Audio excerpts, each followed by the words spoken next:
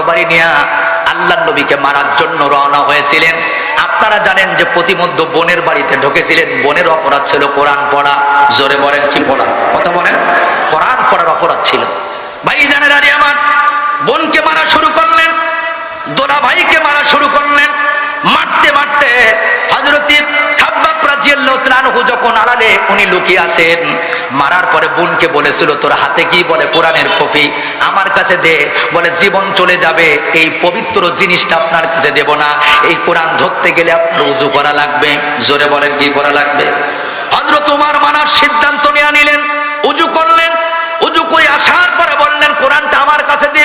বোন বললেন না না, এ কোরআন ধরতে গেলে ফাইজা করাতাল কুরআন ফাস্তাইজ বিল্লাহ, আমি যখন আউজ বিল্লাহ বলবো আমার সাথে আপনার আউজ বিল্লাহ বলতে হবে।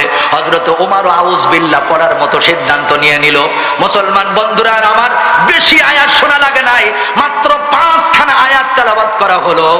হযরতে ওমরকে কোরআন এমন হিদায়াত দিল যে দুনিয়া থেকে জান্নাতের সুসংবাদ নিয়ে হযরত ওমর কবরে গেছে। আল্লাহু আকবার।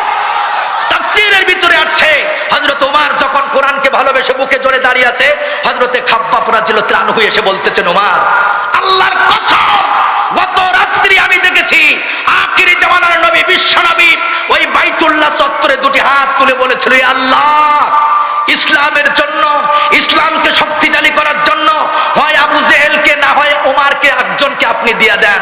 আবু জেহেল কোরআন শুনেছে কিন্তু মানার সিদ্ধান্ত নেই নাই, এই জন্য ওর কপালে হিদায়াত জোটে নাই।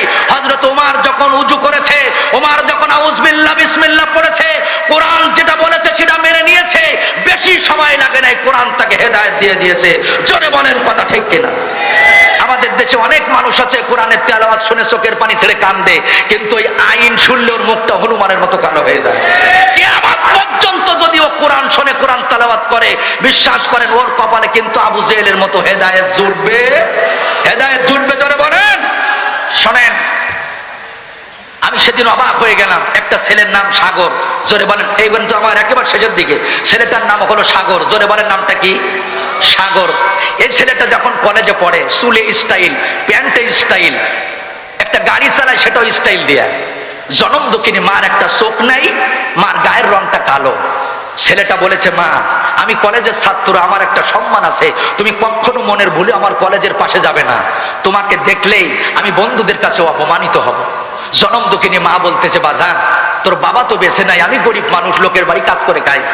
আমার বন্ধুগণ, মা জননী একদিন ভুলের কারণে হয়তো কলেজের সামনে গেছে একটু খাবার নিয়ে, ওই বেয়াদব বাড়িতে এসে মাকে অকথ্য ভাষায় গালাগালি করে 10 বছর মায়ের সাথে কথা বলে না। জোরে বলেন কয় বছর? 10টা বছর কথা নাই। জনম দুঃখিনী মা যেদিন মারা গেছে, বালিশের তলায় একটা চিঠি পাওয়া গেছে। চিঠিটা কি জানেন? মনোযোগ দেন।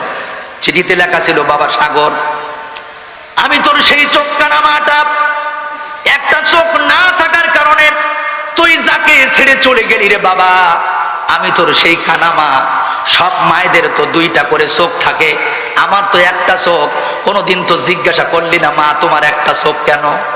শুনে রাখ বাজার, আমি আজকে বলে যাই, 6 বছর বয়সে খেলা করতে গিয়া খেজুরির কাটার গুতু লেগে তোর চোখটা নষ্ট হয়ে যায়। তোকে হাসপাতালে নিয়ে গেলাম, ডাক্তার বলল অপারেশন করা লাগবে, লক্ষ লক্ষ টাকা খরচ হবে এই মুহূর্তে অপারেশনে। তোর তো বাবা বেঁচে নাই, আমি জনম দুঃখিনী মা কোথায় টাকা পাবো? ডাক্তারের সাথে যোগাযোগ করে আমার 2টা চোখ থেকে একটা চোখ আমি সেদিন তোকে দিয়েছিলাম।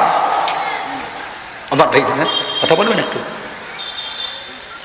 ও আচ্ছা, দিন থাকবে।